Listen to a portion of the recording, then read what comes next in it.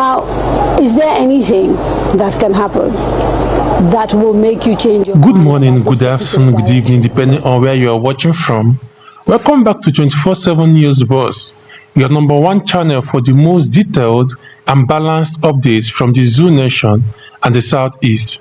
In today's special update, we will take a closer look at an exclusive video of NNAMDI, KANU, the leader of the indigenous people of Biafra, a man whose determination, belief, and courage have continued to inspire millions, even from detention. Stay tuned, because in this broadcast, we will be watching a previous interview where NNAMDI, KANU opened up about his beliefs, what drives him, and what could ever make him change his mind about the ongoing fight for freedom. You don't want to miss any part of this, so please make sure you watch this video till the end. Like, share, and subscribe to 24/7 News Boss for more exclusive updates and breaking stories like this. In the video we are about to revisit, NNAMDI, KANU speaks passionately and calmly about what fuels his unshakable belief in the freedom of his people. He talks about his vision for justice, self-determination, and his conviction that freedom is a right, not a privilege.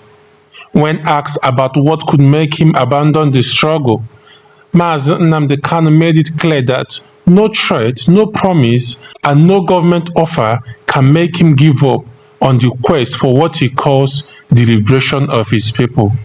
He revealed that his fight is not motivated by personal gain or political ambition, but by a deep belief in truth, fairness, and destiny.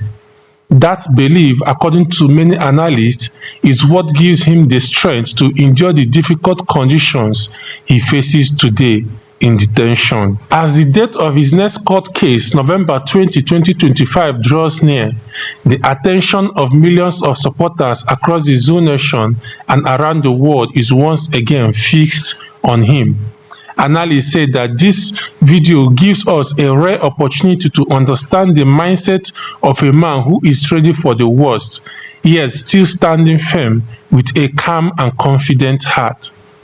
According to one analyst we spoke to, NNAMDI, KANU's confidence comes from a belief that he is standing on the side of truth, and that truth, no matter how long it takes, will prevail.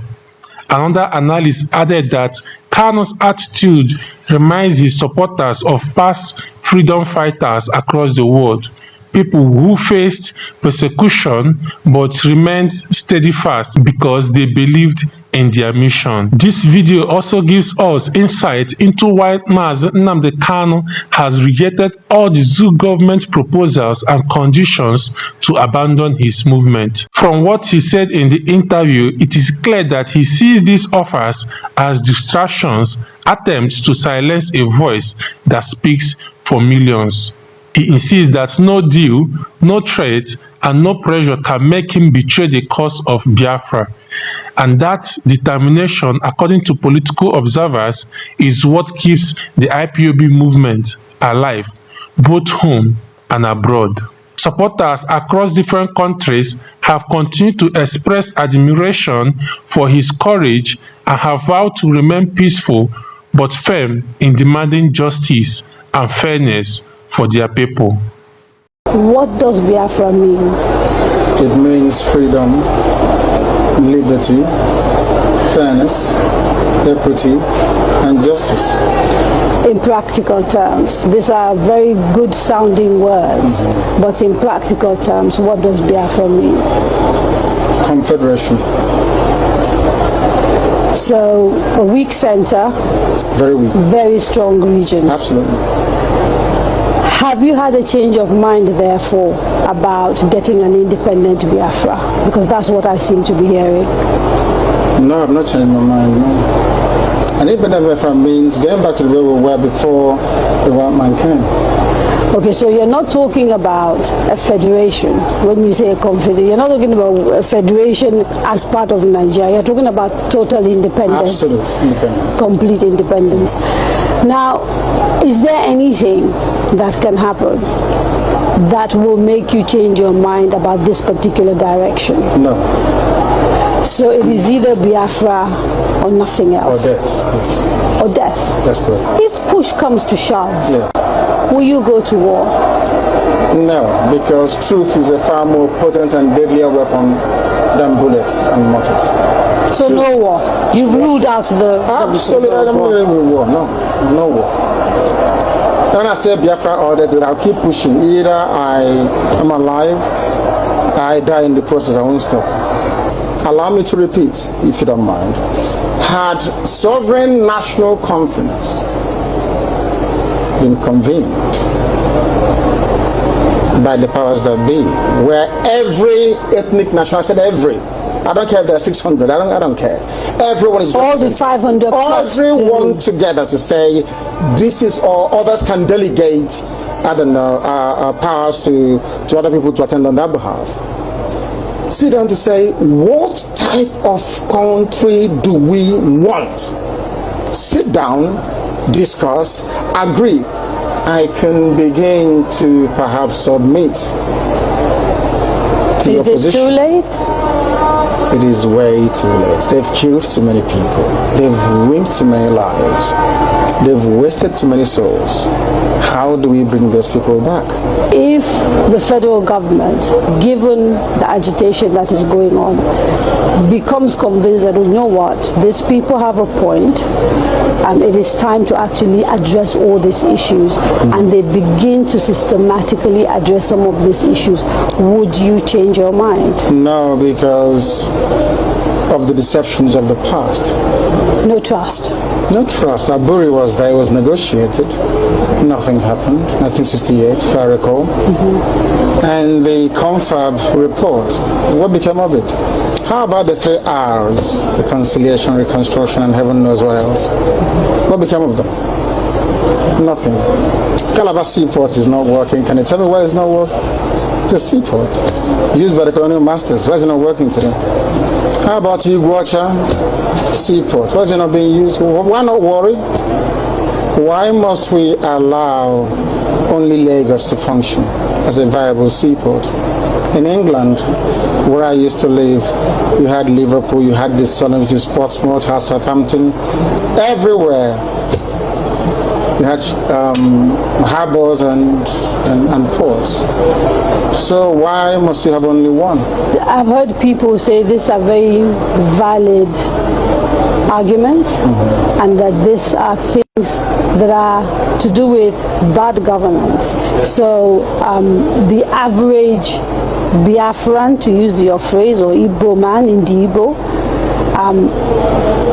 is facing poverty much in the same way that the average guy in Yobe State is facing poverty. And so these are issues of governance. You don't agree with that? I agree completely.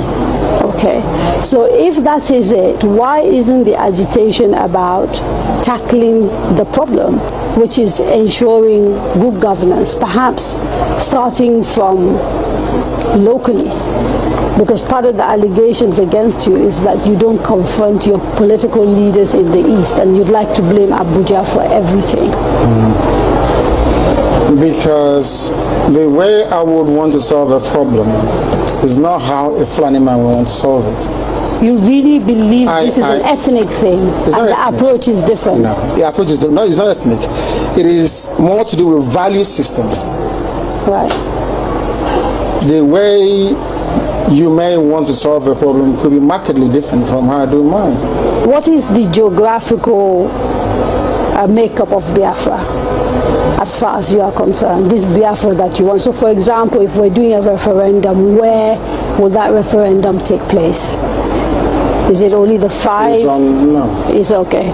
it's on, which is River State, Bayelsa, Delta, Anambra, Imo, Enugu, Ebonyi, Cross River, Akwa Ibom? and Akwa Ibom, of course. Right. Those are the coasters. Basically, Bayelsa? yes, southeast and south-south without Edo State. Without Edo State. That's correct. And then including Igede, Idoma. Right, the Benues, so the Igalas and part of the Kogi, Yes. Kogi State, right? Nyosom Wike, the governor of the governor of Rivers State, made a statement, I think it was yesterday or the day before yesterday, and said, you should not be including Rivers State It's for and the people of Rivers State to decide, people. not him. I can decide for Biafrans. They have to go and vote and convince the whole world that they want Biafra. It's not for instance, it's only one man, one vote. What if they're not even willing to take part in the referendum? Because I've had people from the South, for example, from Bielsa. I've had people from Cross River. I think there's a famous actress, Kate Henshaw, for example, wrote a long piece about why people of the South don't want to be dragged into a place called Biafra. You're saying, regardless of what they say, you want a referendum in those parts? Because I know the majority of the people want a referendum. I was in Iguacha yesterday. How do you know? I was there yesterday. I was in Iguacha yesterday. You call Port Harcourt. I was there yesterday. I should have been there to see what happened. Now, they were delighted to see me. I'm sure you know that. It's all over the place.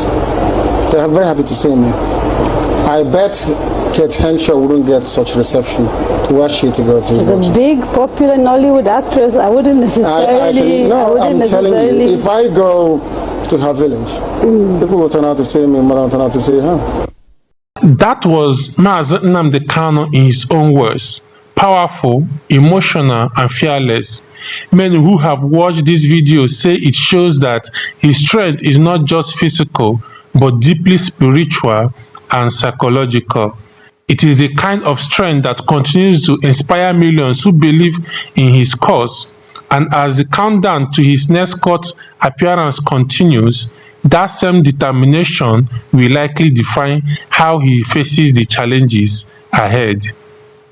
In recent days, social media has been buzzing with discussions about what might happen on November 20th, 2025, when Mazi Nnamdi Kanu returns to court. Some supporters say they expect nothing but justice, while others believe the system will once again try to silence him.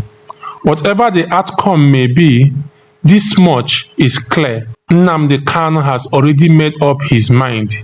His message remains the same. Freedom is not negotiable and truth cannot be suppressed forever. And that is it for today's special news feature on 24/7 News Boss. We have just revisited a powerful moment that explains the heart and spirit behind Mazi Nnamdi Kanu's fight, his belief, his determination, and his refusal to surrender. As we approach November 20, 2025, the eyes of the world will once again be watching, not just for the court verdict, but for what it means for millions who believe in justice and freedom. Now, my people, would love to hear from you. Do you think Kanu's determination will finally bring justice? Do you believe the Zoo government should negotiate or release him unconditionally? And what lessons can the Zoo nation learn from this ongoing struggle? Let us know your thoughts in the comment section below. Don't forget to subscribe to 24/7 News Box, like and share this video so others can join the conversation. And remember, always stay tuned to 24/7 News Box for the latest and most balanced updates across the Zoo nation and beyond. Until next time, stay informed, stay safe, and thank you for watching. See you in our next update.